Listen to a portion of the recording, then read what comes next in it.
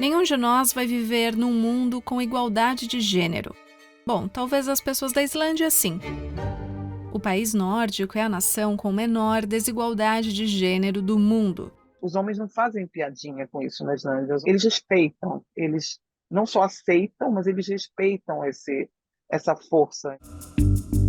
Desde 2006, um relatório do Fórum Econômico Mundial analisa a evolução da igualdade de gênero entre mais de 140 países. A Islândia aparece na primeira posição há 15 anos, enquanto o Brasil está dezenas de casinhas abaixo, lá na posição 70. Mas o que faz a Islândia estar na vanguarda na luta pela igualdade de gênero?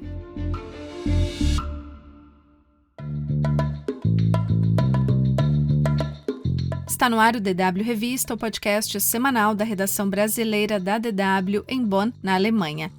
Eu sou Fernanda Zolini e no episódio de hoje eu converso com a brasileira Érica Martins Carneiro. Ela mora há 14 anos na Islândia, é formada em letras e trabalha como guia de turismo.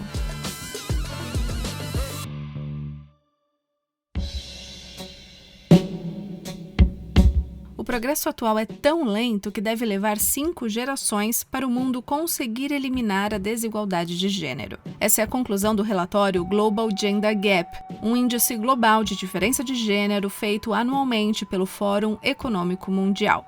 A pesquisa leva em conta a diferença entre homens e mulheres em 4 quesitos: participação econômica, educação, saúde e empoderamento político.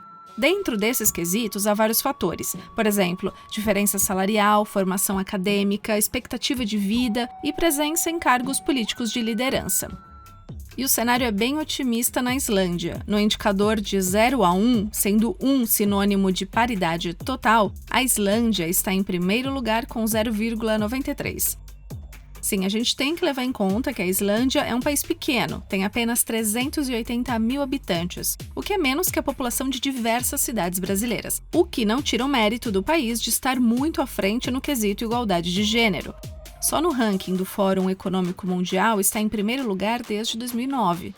Érica, obrigada por participar do DW Revista. Com 14 anos de Islândia, qual é a sua visão sobre a questão da igualdade de gênero no país? Eu vou te dizer sinceramente, no começo, eu tenho uma grande amiga que dizia assim, a Islândia é o melhor país para uma mulher viver, porque ela realmente é essa manchete. Aí ela dizia assim, se você é islandês. Tinha muito isso, porque ela também é estrangeira como eu, ela também tinha muita dificuldade até você falar a língua, e mesmo você falando a língua, é um mercado de trabalho muito pequenininho.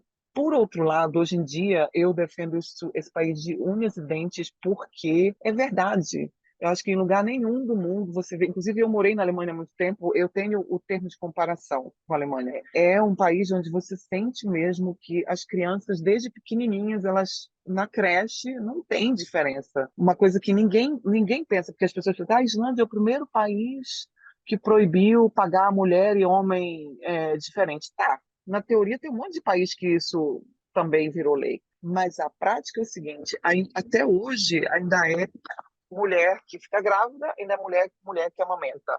Então, você tem que dar para a mulher as condições de trabalhar e poder voltar para o trabalho. Não é incomum na Islândia, isso eu posso confirmar, eles te contratarem grávida. Não é incomum você ir para uma entrevista de emprego e você está grávida e aquele emprego é seu, porque a vaga é sua. Você vai ter filho, você vai sair para licença e você vai voltar para o seu emprego. E isso eu via muito diferente, assim, o meu termo de comparação com a Alemanha era trabalho ou filho.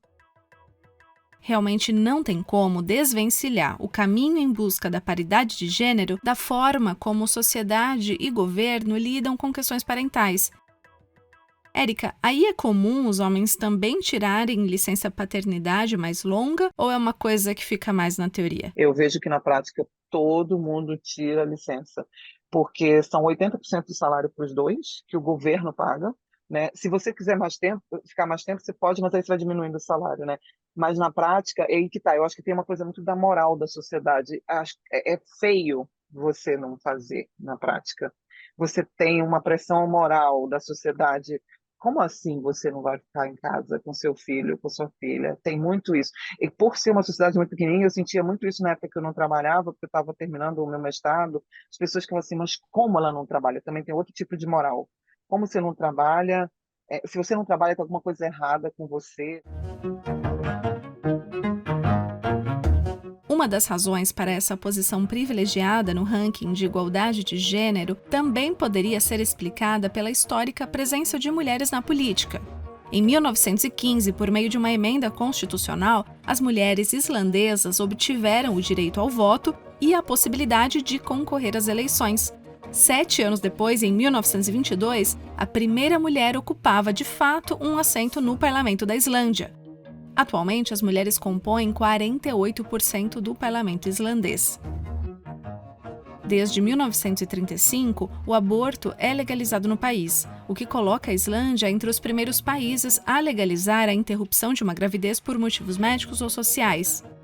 Mas talvez o ponto mais importante na história da luta feminista na Islândia tenha sido a Greve Geral de Mulheres em 1975, que visava principalmente igualdade salarial.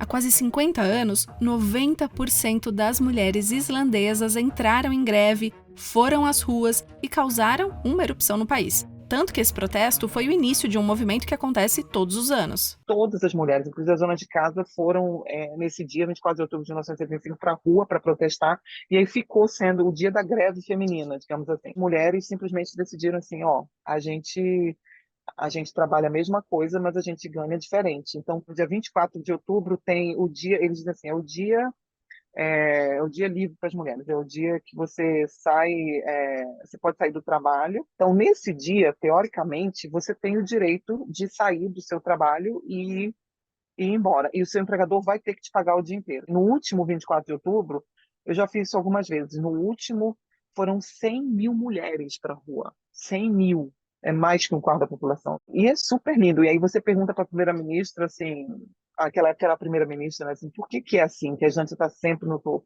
E ela diz, é porque a gente não se cala, a gente não se cala. E realmente, as mulheres não se calam. E eu acho que, por outro lado, também tem um respeito dos homens. Os homens não fazem piadinha com isso na Islândia, os homens não fazem, eles respeitam, eles não só aceitam, mas eles respeitam essa força, entendeu? É claro que a gente não está falando aqui que tudo é perfeito. Na Islândia também há casos de assédio, de preconceito de gênero, mas acho que notar esse tipo de postura nos homens na Islândia, de normalmente não fazerem piada com a questão do feminismo, entra numa lista de choques culturais que muitos brasileiros têm quando migram para outro país. São às vezes nuances, pequenos detalhes do cotidiano em outro país que acabam ganhando outro significado quando se é estrangeiro. E aí eu queria te perguntar, Érica, se você tem alguma história curiosa dos seus primeiros anos de Islândia com relação a isso. Eu cometi uma gafe, na verdade, uma vez, quando a minha filha fez aniversário, daí eu acho que ela estava fazendo 3 ou 4 aninhos, 4 aninhos. Eu comprei separado para menino e para menina, o brinde do aniversário. E daí, cara, não existe isso. E também eu fiz umas mesinhas, assim. O aniversário não tinha tema, então eu fiz uma princesinha, uns pratinhos de princesa para uma mesa de menina, uma mesa de menina. E a família do meu marido chegou lá e ficou chocada. As sobrinhas do meu marido, que tem filho na minha idade também, elas olhavam assim, tipo assim, o que é isso? E eu morri de vergonha, porque eu não estava acostumada. Então, realmente é um negócio que é muito forte, assim, na sociedade, desde pequenininho, sabe? Os menininhos brincam de boneca, e se os menininhos forem de unha pintada para creche, não tem problema, sabe? É normal, então, e aí você aprende, sabe? As crianças, as meninas na escola, né? Elas são meninas, então elas aprendem na escola mesmo, assim, a se defender, a ser o que elas são. Eu acho isso muito legal, assim, eu vejo nelas isso. Uma tem 17 e a outra tem 12. Eu vejo que elas já crescem meninas fortes. Isso é muito bom. Crescem com exemplos de mulheres fortes. Já em 1980, uma mulher foi eleita presidente da Islândia, a primeira na Europa. Veidis Fimbultóttir presidiu o país por 16 anos, entre 1980 e 1996. Agora ela está com 94 anos. Você, inclusive, a entrevistou há alguns anos. Como é que foi esse encontro? Gente, foi mágico, porque existe essa coisa das pessoas falarem, existe uma energia. Existe uma energia. Essa mulher tem uma energia, assim, da Mulher Maravilha, é uma coisa absurda. Eu fiz era um blog que eu participava faz muito tempo, né? E ela é uma pessoa incrível mesmo, né? Eu perguntei para ela, e aí, o que você acha? Por que a Islândia está sempre no topo. E o que que você diz para os outros países? Ela diz assim: a base é educação. Não tem como. Você educa, e é verdade, o que você vê na prática. Você pega as crianças desde pequenininhas e mostra para elas o caminho, vai ser assim, entendeu? Eu agradeço a Érica Martins Carneiro pela participação e a edição desta semana do DW Revista fica por aqui. Deixe nos comentários a sua opinião sobre esse episódio, ou se você mora ou já morou na Islândia, qual é a sua percepção sobre a igualdade de gênero no país? Lembrando que o DW Revista pode ser acessado por meio de plataformas como o Spotify, onde basta procurar pela playlist DW Revista. Além disso, tem na Deezer, iTunes, Google Home e Alexa. O roteiro, apresentação e edição técnica são minhas, Fernanda Zolini, revisão final de Érica Cocai. Obrigada por acompanhar a gente e até semana que vem.